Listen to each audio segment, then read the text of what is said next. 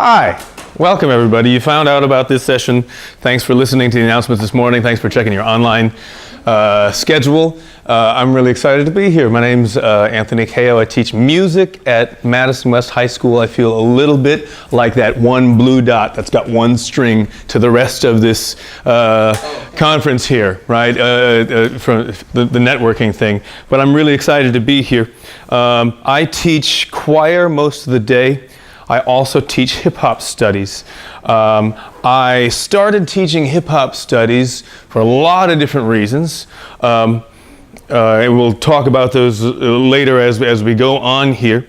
One of the reasons is that I don't think we teach music in a way that people want to be involved with music, right? When I was growing up, I played piano and everything, and it worked fine for me, but it doesn't work for all students. And we'll talk about that a little bit. I just think there are better ways that we could do as an education community to teach people how to play music. I think the words "play music" are really just interesting in and of themselves, right? In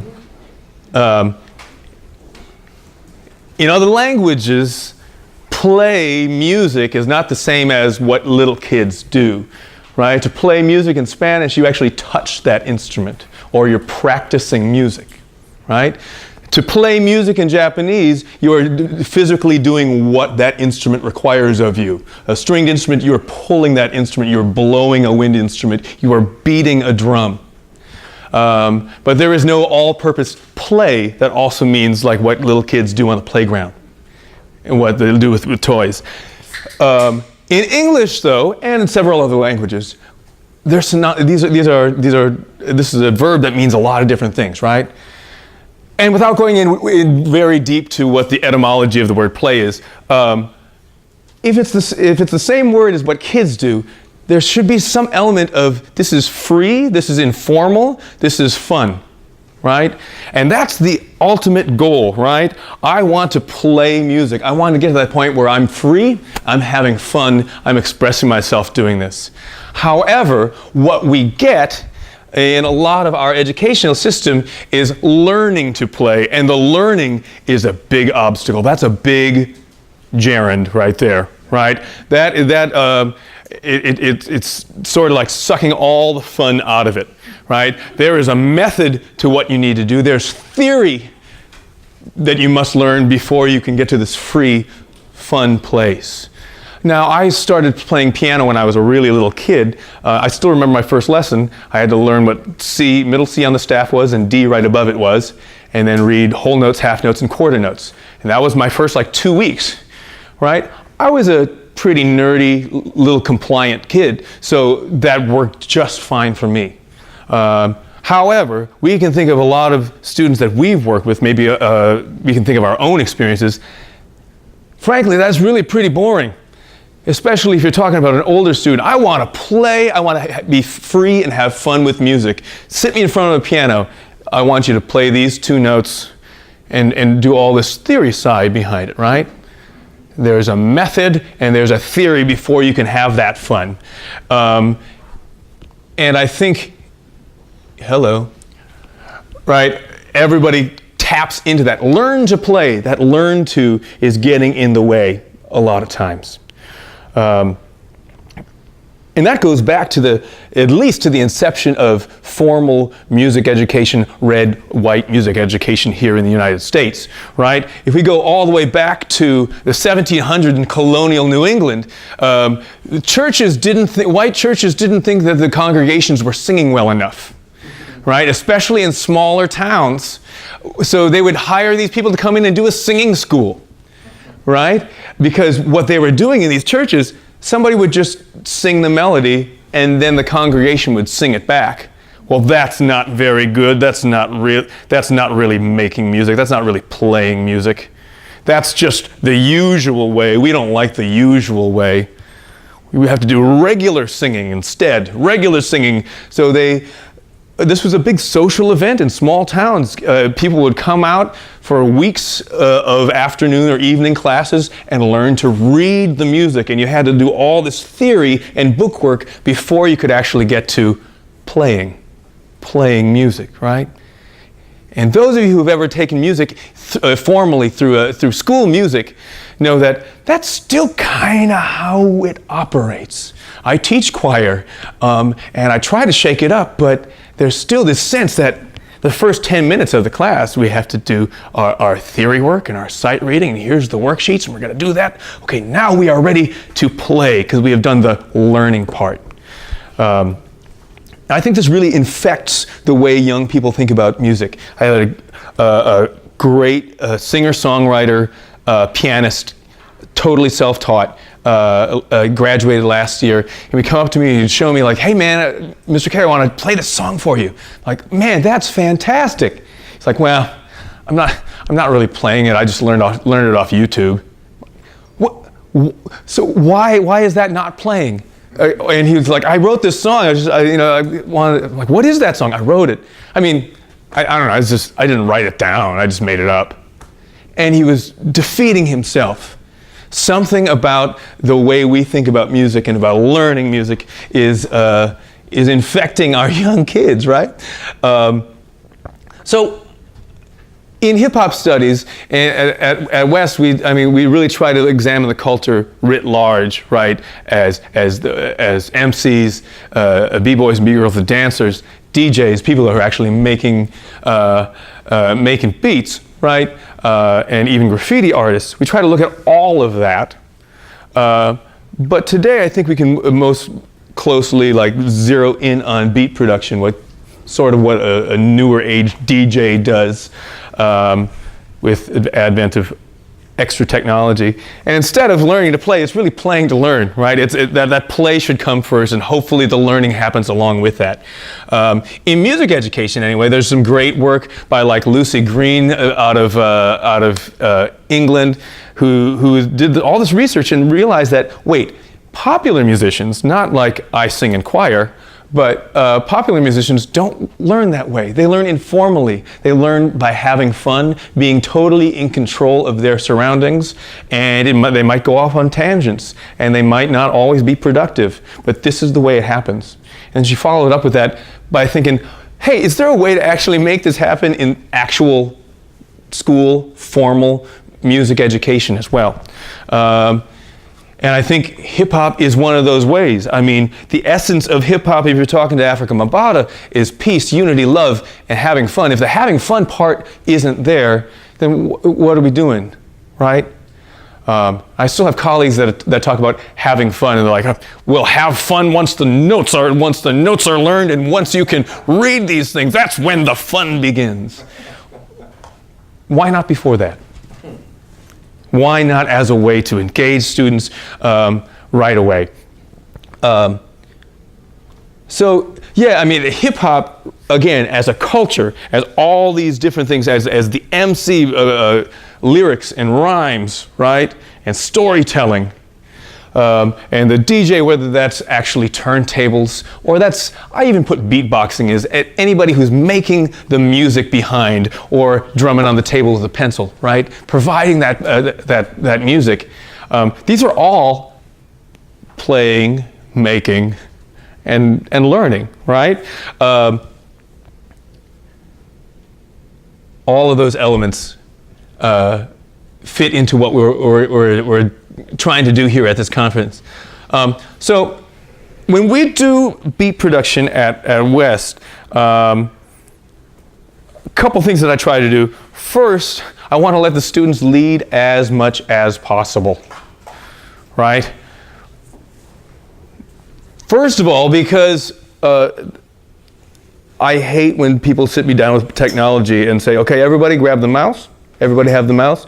You don't have your mouse yet? Don't click yet. Everybody, let's, this kind of style of micromanaging step by step what happens on give me the thing, give me 2 things to say about it, and then just get out of my way. I'll let you know if I have questions. Okay, that's what I want to do. And I feel like this is true for a lot of students, not every single one. Some like that structured environment too. I think having students lead brings fun and taking risk and allowing mistakes to happen in. And really, letting students lead is about justice, right? If you take like the words of Chris Emdin in for white folks who live in the hood, and the rest of y'all too, from like a great book if you haven't checked it out, from like 2 years ago. He acknowledges that black and brown students accept early on that to be smart inside our classrooms is not to be themselves, is to be something else. That their own genius is not valued inside the classroom, right? So in which ways can we acknowledge that those were pretty intricate beats with those pencils on those tables by young kids? And there's some genius happening right there. How can we use that as a starting off point, right? Well, in my music class with beat production, that's a very easy transition, right? So letting students lead is about justice. Now, I can't always just make it a totally open saying just do whatever you want. Yes, we define sandbox a little bit, right? Some students need some kind of structure. Some of the programs we use are a little bit, there's a kind of a learning curve, and just to try to get them over the hump and into it helps. I've got all these iPads here, and I definitely define the sandbox pretty tightly because we are on time constraints. We have, by the time I shut up, we're going to have like 25 minutes to make your masterpiece, right? So the time constraints are real. Finally, if at first I define the sandbox too tightly, and some students are complaining about it, they're frustrated by that, I think it's awesome. I mean, because we'll do this for like 3 weeks, right? But that first experience, if they're like, but I just wanna, if they can articulate to me what they want to do, I mean, you have a musical vision. This is more than most students in music classes. Like, I just want to be able to do this. And like, okay, yeah, I set the parameters too tight. Boom, boom, boom. Yeah, now you can do that. Here's how you do that on this program, right? I like to, again, we're using the experimentation of the technology. And it doesn't always have to be the technology, meaning iPads or Chromebooks or whatever you got, right? But use that exploration to spark the questions, to spark the learning, to spark the reflection. So we'll have conversations.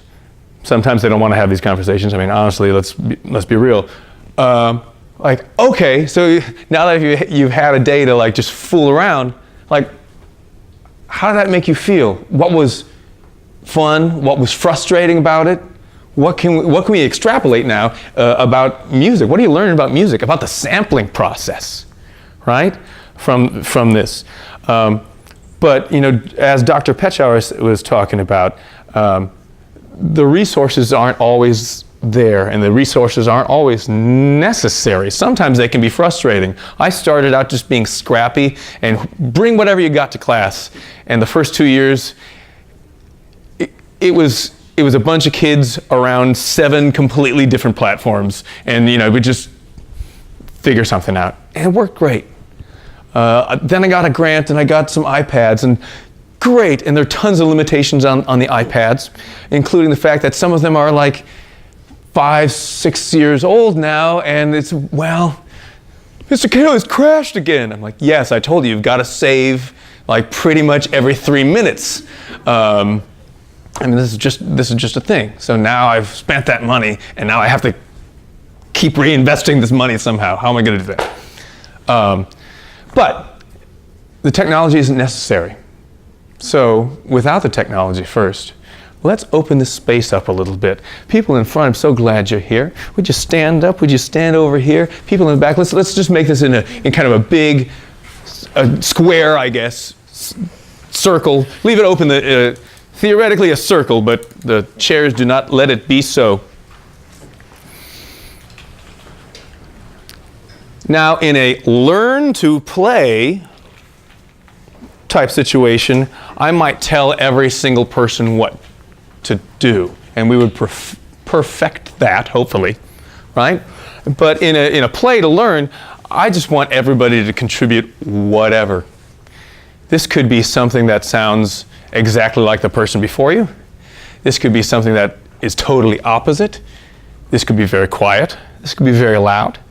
Right? But we're going to do beat production using iPads in just a second. Great. But beat production can happen anywhere, right? So the goal is everybody contributes something to this incredible instrumental that we are building right now, right? So I'll when you're feeling so moved, add something. Could be stomping, could be clapping, could be talking. Yep.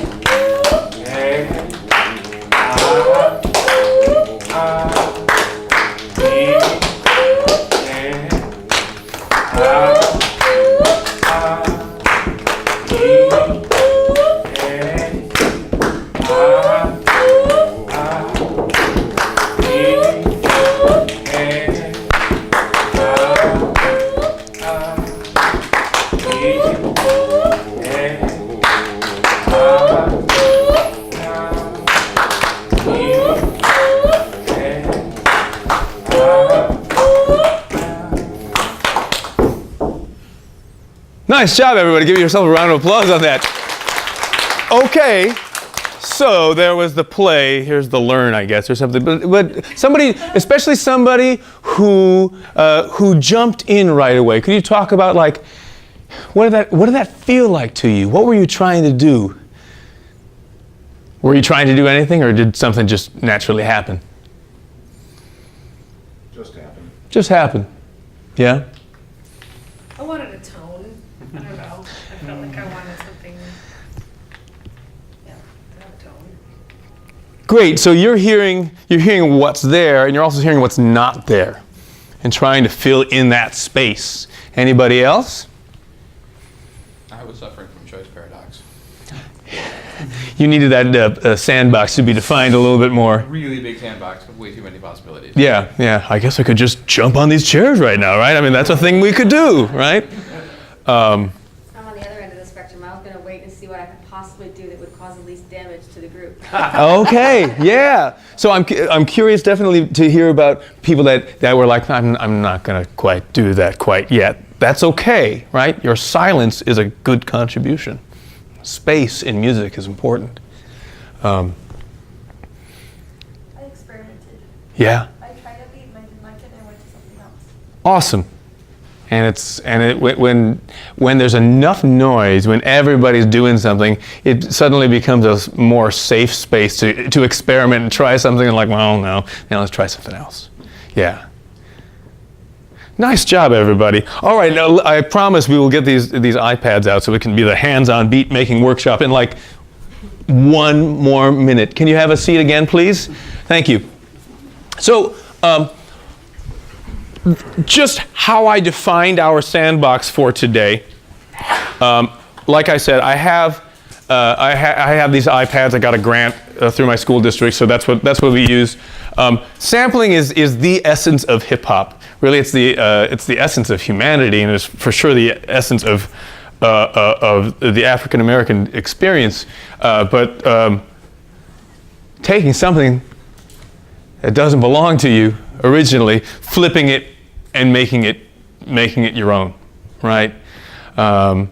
So what I'm going to encourage you to do, there is a playlist on every one of the iPads that has one song on it. One song. We skate to one song and one song only. It's "Feeling Good" by Nina Simone. Nina Simone, one of the most highly sampled artists ever. There's, if you check whosampled.com, there's like 75 people that have sampled this song. So if you can't find something in this song, I don't know. So anyway, you don't need to go the sampling route, but this app that I use is pretty helpful that way. So you might like to check it out. The app I use in particular is called iMPC Pro. There are 3 levels of it. We could argue about which app to use for hours. It's the one we settled on. First they had regular iMPC, then they came out with Pro. So I'm like, yeah, we're getting Pro, I got some money. And then just 2 months ago, they're like, hey, here's iMPC Pro 2. I'm like, oh, crap. Anyway, it works fine. It's not a little kid app. If you have your own device and you are like more about little kids, you might want to try something like free download Keezy, Keezy. Totally free. You have to. It doesn't have any sounds built in. You have to record them all, but then you can just manipulate them. Really pretty easy. Keezy, Keezy. Keezy.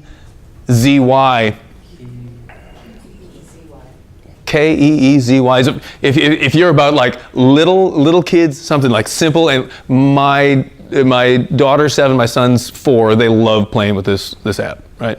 SynthBot. It costs a couple bucks, but is also really super friendly. This is like, if you brought your own device, like don't just quick buy this. It's like $15, right? I mean, it's an investment.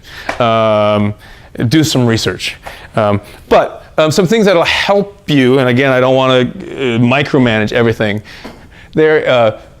It thinks in terms of programs. What they mean by program is a bank of sounds. This is one program. Wipe them away. Here's the same drum pads. New program. It's a new layout of sounds. Okay. So from program mode on the bottom left, you can go to new sound and you can sample a song like Feeling Good by Nina Simone. Cut up any small part of that. You can go to the sounds thing and you can swap out other sounds that you like. Program up on the top actually is where you find new presets of layers of sounds. And if you're actually, I would just say play on the drum pads. It's laid out like a drum. It's laid out. Is that even? Will I get any? No, I won't. That's okay. It's laid out just like drum pads, right? And I would say just playing for a while would be really cool. If you're totally ready for the next thing and you want to record, you can press record and play to record your live performance, or input it through the timeline function, and you could actually fill in little squares and just see what happens, right? So anyway, iMPC Pro. The icon looks like this. It should be on the bottom of all these if you're curious to check it out. It said hands-on beat making, so I'm going to shut up for a while and let everybody just play. All right? So go ahead, just pass them through maybe, yeah? All right. Yeah, go ahead, pass them through. If you want to share with somebody, it's fun to do in pairs. If you want to use your own device, you can do whatever. Hey, if you want to just grab a stack and, the whole stack, yes!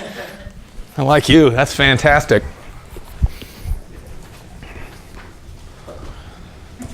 So this gives you what, 25 minutes to make a masterpiece. We can talk for a couple minutes at the end about what you're learning about the process or whatever. I don't know what's next on tap in this room. This session is supposed to end in a minute. If you're still finishing your masterpiece, I will stick around for a little while. But otherwise, thank you very much for hanging out and making music and making noise. And we can keep the iPads, right? Yeah, these are free. Thank you with your registration to the. No, please. Thanks. Yeah, if you want to just set them in a big pile up here whenever you're done, that's awesome.